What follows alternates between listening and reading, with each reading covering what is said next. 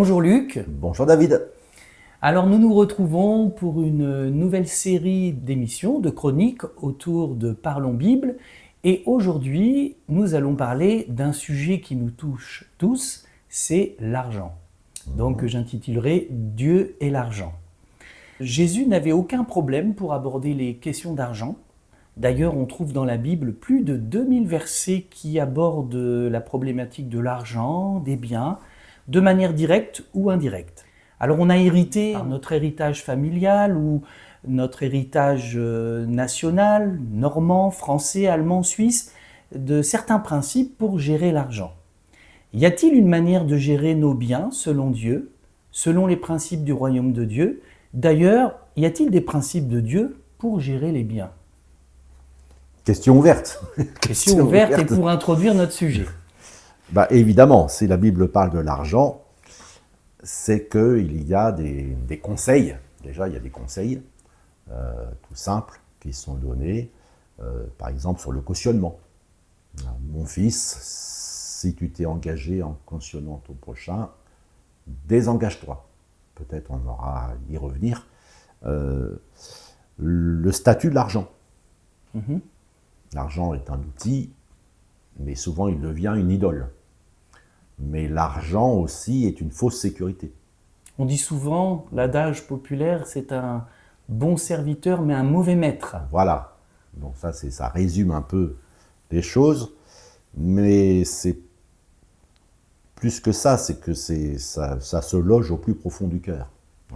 Et l'amour de l'argent va se loger dans le cœur. Bon, quelqu'un disait, il y a peu de temps, on enregistre en octobre 2025, et quelqu'un disait, à quoi ça sert d'être propriétaire de 100 milliards d'euros? C'est vrai qu'à un moment, ça donne le vertige. Et oui. Ça donne le vertige, mais pourtant, celui qui les possède, il a envie d'en posséder encore plus. Donc il y a une réalité derrière, parce que derrière, il y a la question de l'honneur, il y a la question du statut, il y a la question de se comparer les uns par rapport aux autres. Donc l'argent, c'est un peu ça, sa puissance, c'est que à la fois il est matériel et à la fois il est immatériel. En plus, il désynchronise dans le temps. Si je te donne une betterave, elle va pourrir au bout d'un certain temps. Mais si je te donne 1 gramme d'or, il ne va jamais pourrir. Mais si je te donne un billet de banque, tant que l'État ne change pas la monnaie du pays ou qu'il n'y a pas une inflation délirante, ça va durer un certain temps.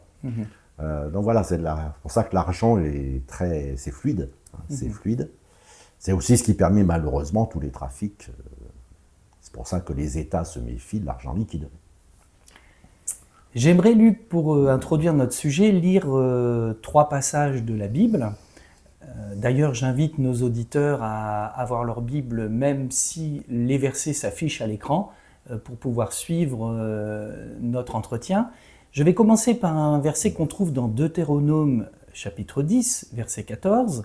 « Voici, à l'Éternel, ton Dieu, appartiennent les cieux et les cieux des cieux, la terre et tout ce qu'elle renferme. » Un deuxième passage que l'on trouve dans Agée, qui est un petit prophète de l'Ancien Testament, au chapitre 2, verset 8, « L'argent est à moi et l'or est à moi, dit l'Éternel des armées. » Et enfin, un autre passage que l'on trouve dans le psaume 24, au verset 1, qui est un psaume écrit par le roi David, « À l'Éternel la terre et ce qu'elle renferme, le monde et ceux qui l'habitent. » Alors ces versets nous parlent d'un Dieu qui possède tout.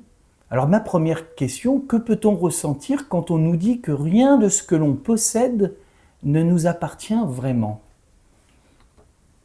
Alors avant de répondre à la question, les 3 textes que tu as cités, alors les 2 premiers se ressemblent,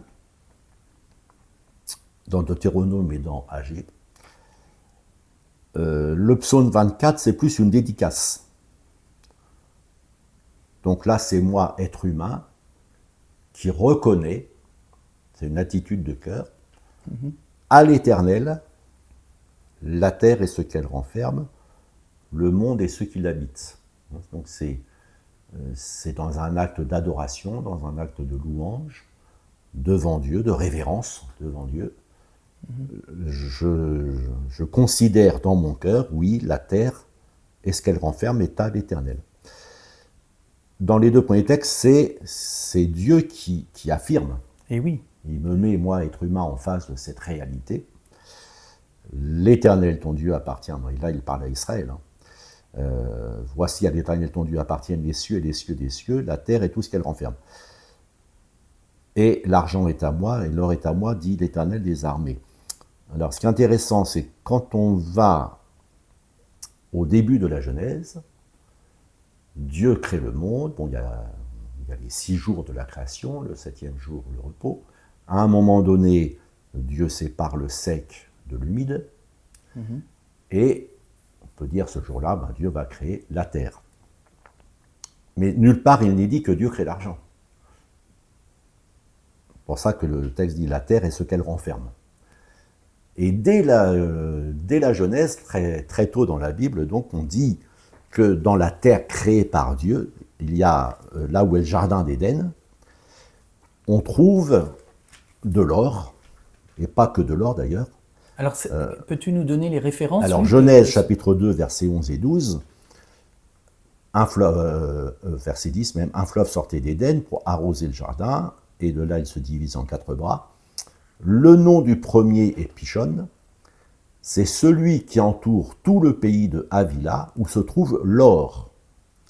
L'or de ce pays est pur, on y trouve aussi du bdellium et la pierre d'onyx. Intéressant de voir qu'il n'est pas écrit « Dieu a créé l'or », mais on trouve de l'or à un certain endroit du jardin d'Éden. On trouve de l'or. C'est vrai que l'extraction minière permet, ou le fait de, je ne sais plus comment ils appellent ça, les orpailleurs, là, le fait de, dans les torrents, d'aller chercher les poussières d'or. La ruée vers l'or. La ruée vers l'or, voilà. Et on trouve de l'or. Donc ça vient très tôt dans la Bible. Ça c'est important de le dire. Ça vient très tôt dans la révélation, puisque notre émission c'est Dieu est. Donc ça vient très vite dans la révélation de Dieu de nous parler de l'or. On ne parle pas encore d'argent, on en parle un peu plus tard dans la Genèse, mais on parle déjà de l'or. Mais l'or, ici, c'est le minerai, c'est-à-dire que c'est ce que renferme la terre également, donc ça appartient à Dieu. Oui, mais on dit cet or est pur.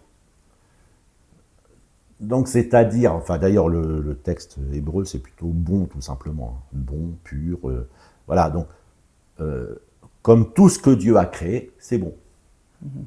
Mais en particulier, le texte insiste sur, il n'y a pas que l'or, parce qu'il y a aussi le bdellium, alors le bdellium c'est une gomme, et puis une pierre précieuse, l'onyx.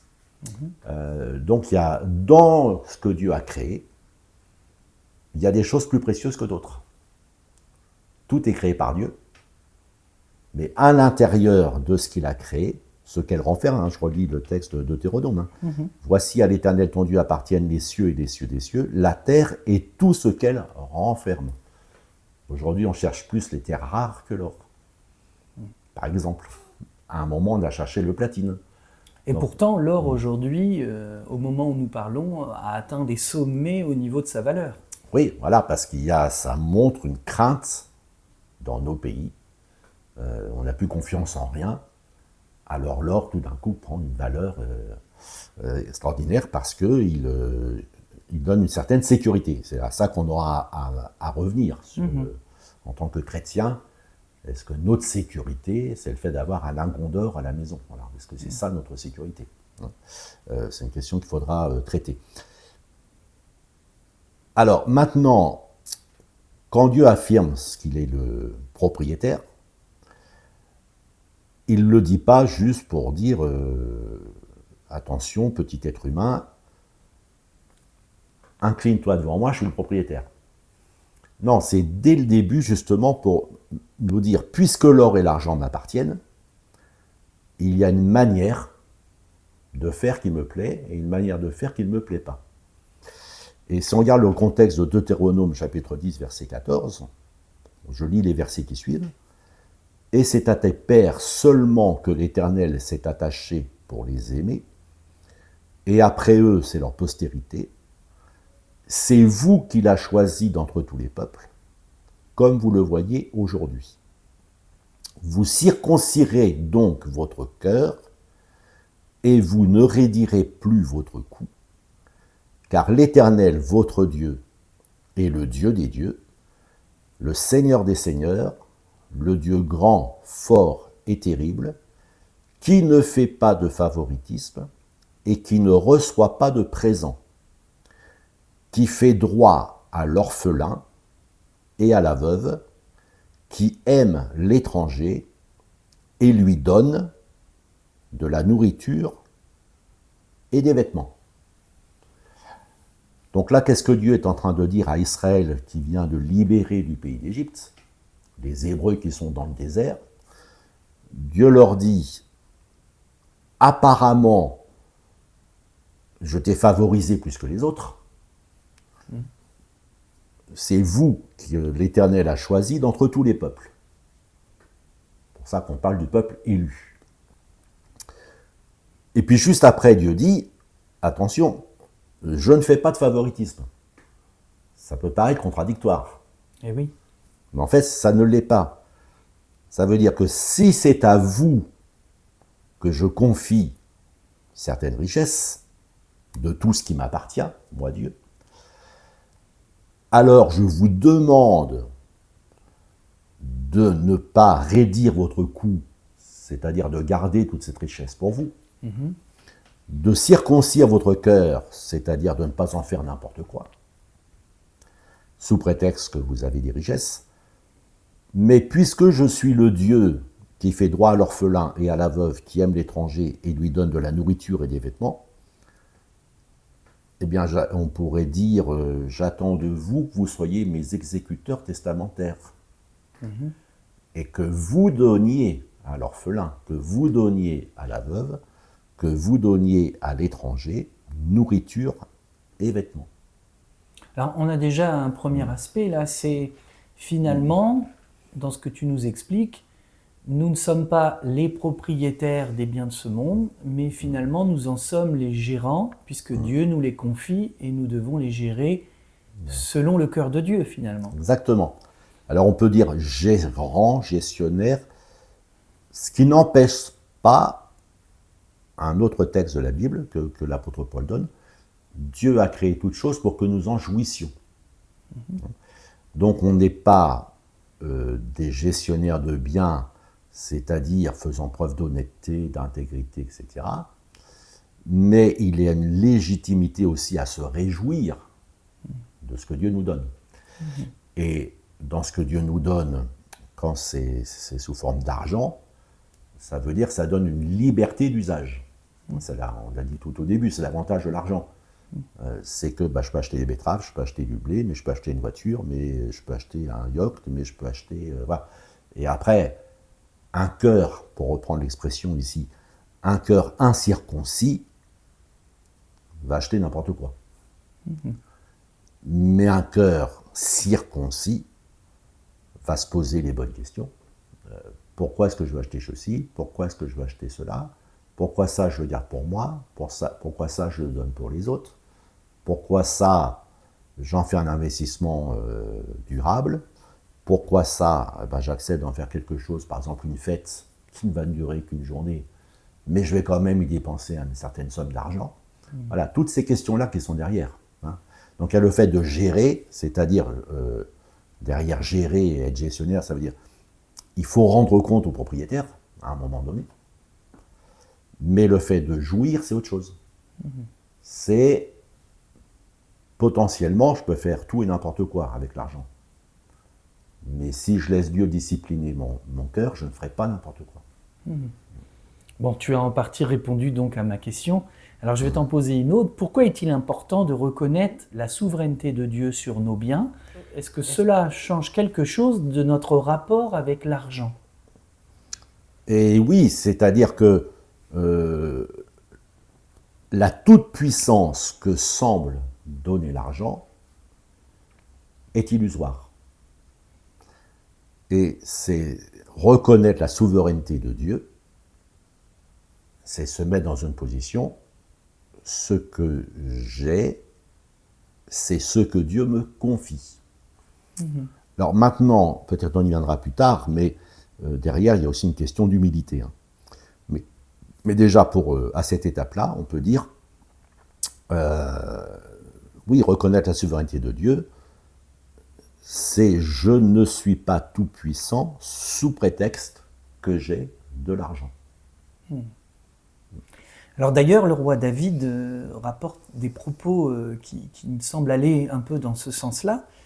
Je vais les lire, c'est dans 1 Chronique 29, verset 12. « C'est de toi que viennent la richesse et la gloire, c'est toi qui domines sur tout, c'est dans ta main que sont la force et la puissance, et c'est ta main qui a le pouvoir d'agrandir et d'affermir toutes choses. » Et au verset 14, il va même plus loin et il dit « Car qui suis-je et qui est mon peuple pour que nous puissions te faire volontairement ces offrandes? Tout vient de toi et nous recevons de ta main ce que nous t'offrons. » Alors ça, c'est incroyable. C'est-à-dire que David reconnaît que même ce qu'il offre, en fait, finalement, tout vient de Dieu. Et il y avait chez lui il avait compris qu'il fallait reconnaître que Dieu était propriétaire de tout. Mais on peut faire l'expérience avec un enfant. Tu donnes 10 bonbons à un enfant. Ouais, ça m'est arrivé une fois. Puis après, tu lui demandes, peux-tu m'en donner un? Bon, il y a des enfants qui vont le faire spontanément. Ah, puis il y en a d'autres qui vont dire non, donner c'est donner, reprendre c'est voler. C'est exact. Ils vont dire ce que tu m'as donné, je le garde. Et David, lui, était conscient justement que ce que Dieu nous donne, une des plus grandes joies, c'est de pouvoir lui en redonner une partie sous forme d'offrande. Et derrière le terme offrande, d'ailleurs il le met dans le texte, hein, il dit que nous puissions te faire volontairement. Donc j'exerce ma volonté, volontairement, ces offrandes. Et il y a une joie, d'ailleurs Jésus l'a dit, hein, il a dit, il y a plus de joie à donner qu'à recevoir. C'est pour ça qu'on n'est pas sur le thème de la gestion, hein. On est vraiment sur le thème de ce qui se passe dans le plus profond de notre cœur. Jésus dit, il y a plus de joie à donner qu'à recevoir. Merci Luc pour ces explications autour de Dieu et l'argent. Nous nous retrouverons prochainement pour continuer notre entretien sur ce sujet. Au revoir. Au revoir.